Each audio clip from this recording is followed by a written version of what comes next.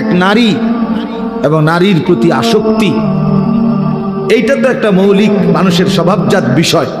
যে মানুষের অস্তিত্বের ভিতরে আল্লাহ তাআলা এটা দিয়েছেন। কিন্তু সেইটা কেউ যদি নেককার স্ত্রীর জন্য অপেক্ষা করে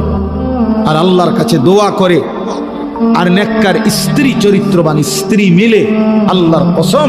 তো পৃথিবীতেই তার ঘরে, তার জীবনে জান্নাতের সুখ বিরাজ করে। আর বন্ধু, চরিত্রহীন লম্পট হয়ে দিন রাত নারী ছবি,